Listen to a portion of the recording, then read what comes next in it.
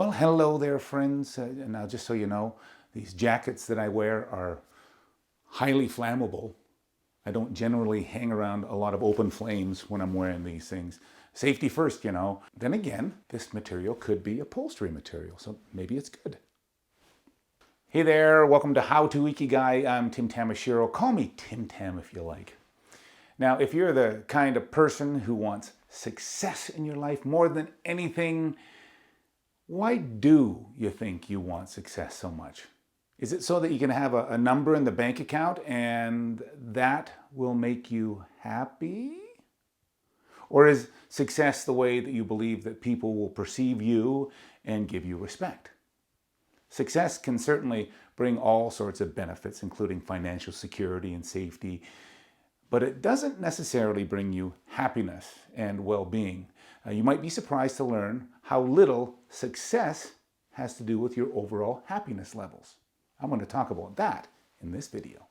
I'm reminded of a YouTube video and subsequent articles that I've read about a man named Slow-Mo.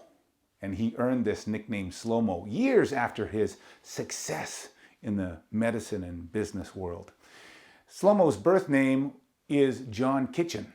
And when John Kitchins was 55 years old, he was this extremely well-paid doctor who lived in a mansion. He drove red sports cars. He collected exotic animals. He thought that he really had it made in life. And then one day, he started to go blind. He began to notice that his eyesight seemed blurred right in the center of his vision. It got progressively worse over a short period of time. It got so bad that if John looked at books or at a computer screen or at medical documents or x-rays, he couldn't read them at all. He couldn't see people's faces. He'd have to rely on just hearing their voice to recognize them. John knew that it was time for him to make a decision about the rest of his life. And then a memory flashed across his mind. He recalled the day where he had a short, off-the-cuff conversation at the hospital with this old fella that he met in line while standing at the cafeteria. John remembered how the old guy gleefully piled more and more food onto his plate like it was his last meal. He was just loving it. John smiled and he asked the old man, "Hey there, old fella, how old are you?" The old guy answered, 93. Well, John joked with the old guy, "So how's a strapping young guy like me get to be an old codger like you?" The old man's answer was profound. It was memorable. His answer was, "Do what you want to. Do what you want to. Do what you want to." So there's John Kitchins, facing deteriorating eyesight. He's wondering all about what his future would be. One path that he was considering was suicide. But the other path was to take this old man's advice, to do what he wants to do. John chose to do exactly that. Of all things, he chose to do roller skating. Whee! So John Kitchins quit his job and he bought himself a small place down by the beach. And he got himself a pair of rollerblades and he began skating his Ikigai in a slow, satisfying manner for hours up and down the beach every day. He loved this feeling of pushing off with one foot and then gliding on the other. You know, he kind of leaned over top of his hips so it felt like flying and weightlessness. He felt like he was free falling all the time.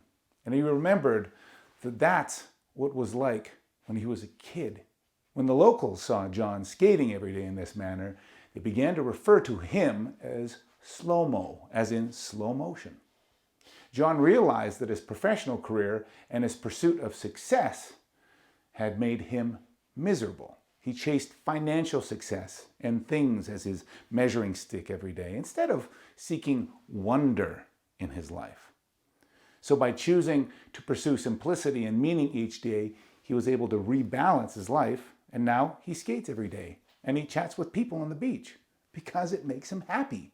Slow-Mo's Ikigai is literally to slow-mo. Whee! Studies in psychology show that money, cars, houses, and the perfect body really have no long-term effect on your happiness. They'll give you a little spike in your happiness, but it doesn't last for very long. Instead, it's the actions that you do with your time that provide you with increased well-being. When you spend time with your friends and family, if you do an act of kindness, if you prioritize your time to do everything that you want to do with your time over not having time to do any of those things, your well-being grows. Do more you. That's the answer. You notice that none of these things really has anything to do with how you drain your bank account. Instead, it has more to do with how you spend your time account.